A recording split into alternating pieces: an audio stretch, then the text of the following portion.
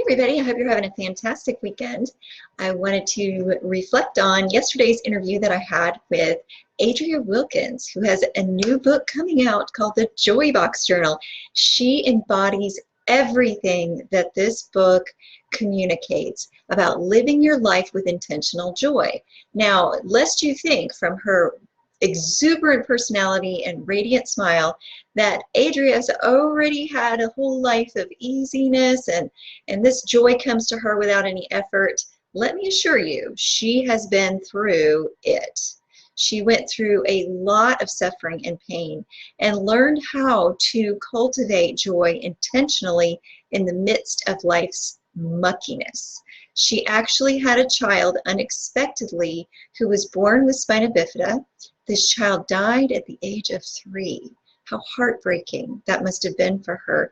And yet, she describes her life with this beautiful child as one that inspired joy in all the lives that he touched.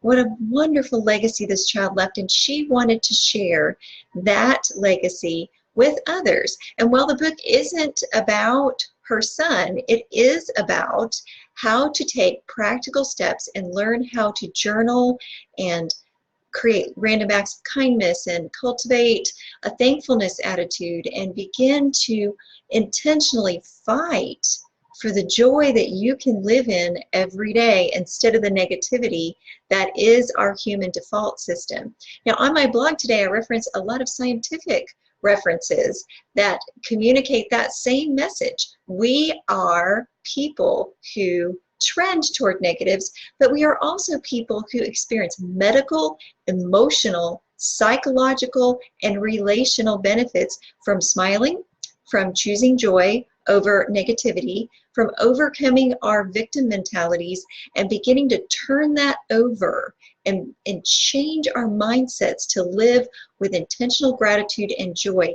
It is our best way of living. Now, lest you think we're supposed to be fake, that is not what I'm saying. We do have moments when we have been through pain that we need to be authentic and we need to get with God, and He listens to us and encourages us to vent, to pull all of that out, not to stuff it. And we talk about that in our interview yesterday on Flourish-Meant, my podcast, not to stuff our negative feelings, but to work through them with God.